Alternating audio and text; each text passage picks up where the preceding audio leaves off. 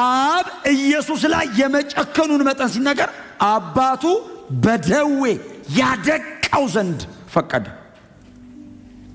ይሁን አለ አብ። የአብ ፈቃድ ኢየሱስ ስለሚወደኝ ብቻ አይደለም፣ እግዚአብሔር አብን ፈቅዷል። ኢየሱስ ለዛ ነው ለፈሪሳውያንና ለሮማውያን መልስ የለውም፣ ከአባቱ ጋር ነው የሚያወራው። አባቱ በደዌ ያደቀው ዘንድ ፈቀደ። ስለዚህ ኢየሱስ በጦር ጎኑን እየወጉት ጀርባውን በዛ ድመት ጅራፍ ማሰብ አልችልም። የሮማውያን ጅራፍ ድመት ጅራፍ የሚባለው እላዩ ላይ ሹልሹል የናስ ሁክ አለው። ቀጥሎስ ሹልሹል አጥንት አለ እላዩ ላይ። አንድ ጊዜ እንደዚህ እርፍ ብሎ ብድ ጊዜ ቡጭቅ ነው የሚያደርገው። ስጋ ቡጭቅ ነው የሚለው። እጅግ በጣም አሰቃቂ ነው። ሞት ይቀላል በዛ ከመገረፍ። ሮማውያን ኢየሱስን ጀርባውን ገለጡት። የዘላለም አምላክ ሰውን ለማዳን፣ ገራፊውን ለማዳን፣ ገዳዩን ለማዳን እጅና እጁን እዚያ ጲላጦስ ፍርድ ወንበር ፊት ባለ ግንድ ላይ ጠፍረው አሰሩት፣ አንበረከኩት፣ ጀርባውን ገለጡት።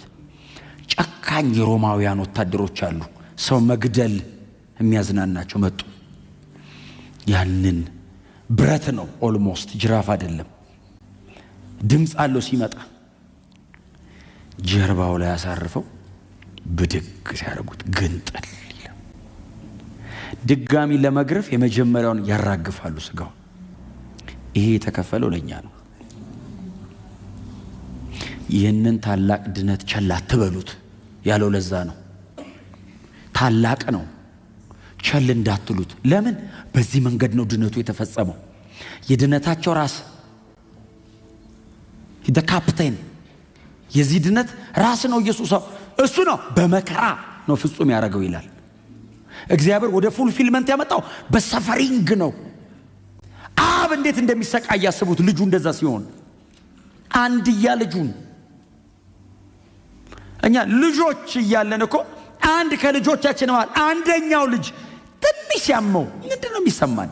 እምንሆነው እኮ ነው የምናጣው። እግዚአብሔር አንድ ልጅ አይደለም ያለው፣ አንድያ ነው። አሴ ቢጎትን ኢየሱስ ብቻ ነው ልጁ።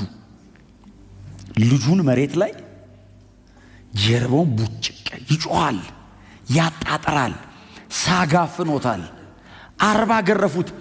አጥንቱን ነው ያልነኩት። ከአጥንቱ አንዳች አትሰበርም የሚል ቃል ስላለ ስጋው ተተልትሎ ደሙ ሰውነቱ ላይ ወርዶ ልብሱ በደም ተነክሮ የተንበረከከበት መሬት በደም ተጨማልቋል። 40 ገርፈውት እጁን ፈቱት። አልበቃቸውም። በቃ ይበቃል ተመለስ አላሉትም። አብ ከሰማይ እንደዚህ ይላል፣ አልጨረሰም። አብ እኮ እየተሰቃየ ነው፣ አልጨረሰም። እኛን ያየናል አብ ከጀርባ፣ አላለቀም። በዚህ መገረፍና ሲቃይ ብቻ አይድኑም። መሞት አለበት። ሕይወት ተከፍሎ ነው የሚሰጣቸው። ክርስቶስ በአባቱ ቀኝ የከበረበትን ለመክበር ኢየሱስ እኔ የምኖረው መኖር ነበረበት። ሆነው እሺ አለ። ኃጢአት የማያውቀውን እርሱን ስለኛ ኃጢአት አረገው። ማንም ሊሄድልኝ አይችልም ይሄንን መንገድ። ማንም ኢየሱስ የሚወድን ያለ አይወድም።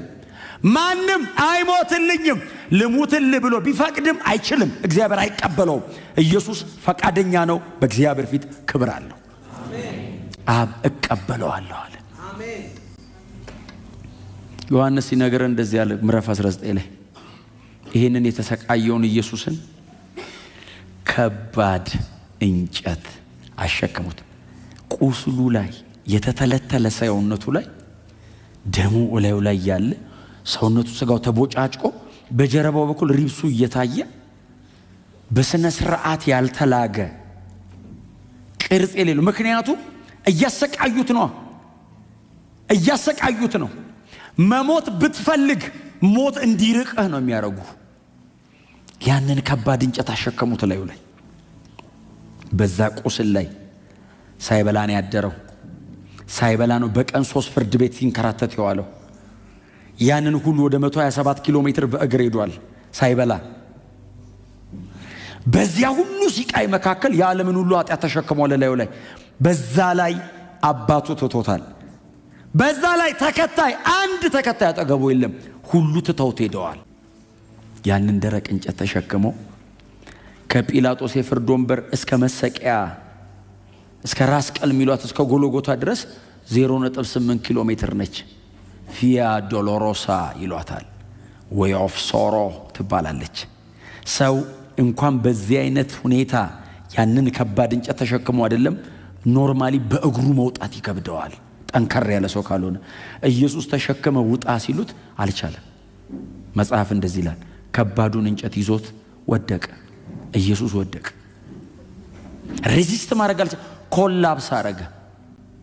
በጀርባው መሬት ላይ ወደቀ እንጨቱን ይዞት። ሲወድቅ ያ ላዩ ላይ የፈሰሰ ደም መሬት ላይ ያለውን አቧራ ይዞት ብድግ አለ።